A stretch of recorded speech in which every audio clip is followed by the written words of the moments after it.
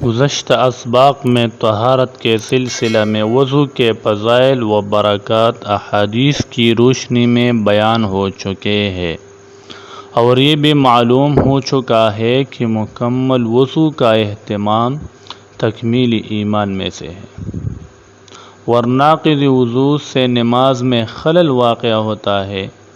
اس لیے ضروری ہے کہ وضو مکمل سیکھ لیا جائے اور ہر قسم کے نقص سے بچنے کی کوشش کی جائے۔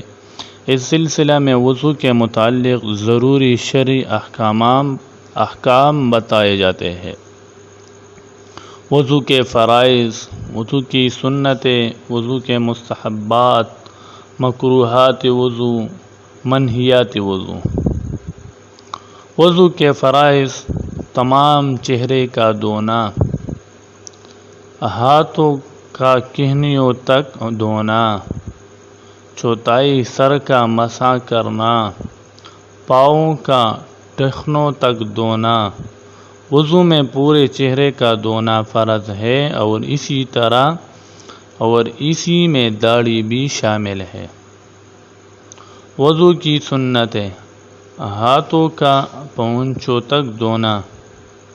ابتدائی وضو میں بسم اللہ کہنا، مسواک کرنا، کلی کرنا، ناک میں پانی دینا، داڑھی اور انگلیوں کا خلال کرنا، ہر عضو کو 3 بار دھونا، نیت کرنا، اسی ترتیب سے وضو کرنا جس ترتیب سے قرآن میں مذکور ہے۔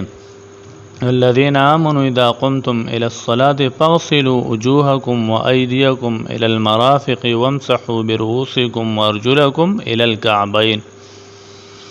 تمام سر کا مسح کرنا، اعضائے وضو کو لگاتار دھونا، سر کے پانی کے ساتھ ہی کانوں کا مسح کرنا، یعنی ہاتھ پر پانی ڈال کر جب سر پر مسح کیا جائے تو اسی ہاتھ سے کانوں کا مسح کیا جائے۔ کانوں کے مسح کے لیے الگ سے پانی کی ضرورت نہیں۔ وضو کے مستحبات: اعضائے وضو کو دھونے کے لیے دائیں طرف سے شروع کرنا، مثلاً پہلے دائیں ہاتھ دھویا جائے، پھر بایاں۔ گردن کا مسح کرنا، وضو کے لیے قبل رخ بیٹھنا، اعضاء کا دھوتے وقت پہلی بار ملنا، رگڑنا، غیر معذور کا وقت سے پہلے وضو کر لینا، ڈیرے انگوٹھوں کو گھمانا پھرانا اسی طرح غسل میں، اور عورت کا بالی کو گھمانا پھرانا۔ لیکن اس بارے میں اتنی بات یاد رکھ لینا چاہیے کہ اگر غسل اور وضو کے وقت ان چیزوں کے متعلق یہ خیال ہو کہ ان کے نیچے بدن پر پانی پہنچ رہا ہے تو پھر یہ عمل مستحب ہوگا، اور اگر یہ معلوم ہو کہ ان کے نیچے پانی نہیں پہنچتا تو پھر ان کو ہلانا گھمانا فرض ہے۔ خود وضو کرنا مستحب ہے، کسی دوسرے سے وضو نہ کرایا جائے۔ وضو کے وقت کوئی دنیاوی گفتگو نہیں کرنی چاہیے۔ ہاں اگر کوئی مجبوری ہو کہ بغیر کلام کے مقصد اور حاجت فوت ہونے کا اندیشہ ہو تو کر سکتا ہے۔ ہر عضو کو دھونے کے وقت اور مسح کرتے وقت بسم اللہ پڑھنا، ان دعاؤں کا پڑھنا جو عضو کے دھونے کے وقت پڑھنے کے لیے منقول ہے۔ وضو مکمل کرنے کے بعد نبی علیہ السلام پر درود سلام بھیجنا۔ بعض علماء نے لکھا ہے کہ ہر عضو کو دھونے کے بعد درود سلام بھیجنا مستحب ہے۔ وضو کے بعد شہادتین اور وہ دعائیں جو حدیث میں وارد ہے پڑھنا۔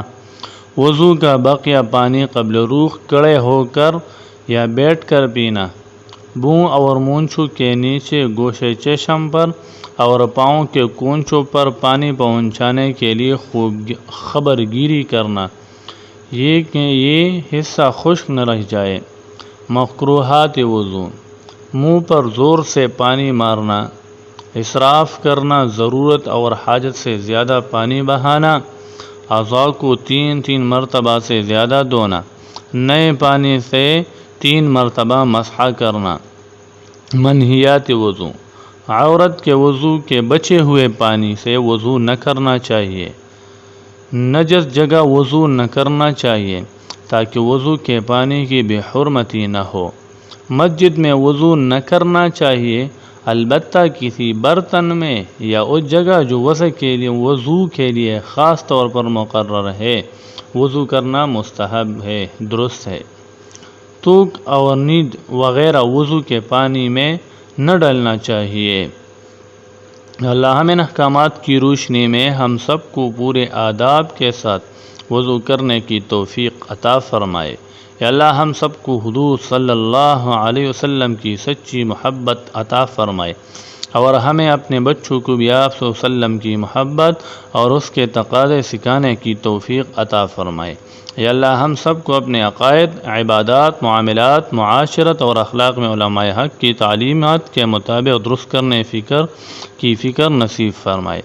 یا اللہ ہم نے آج حدیث مبارکہ سے دین کا جو علم حاصل کیا ہے اس کو صحیح انداز میں محبت و حکمت سے دوسروں تک اور خاص طور اپنے گھروں میں پہنچانے کی توفیق عطا فرمائے، آمین۔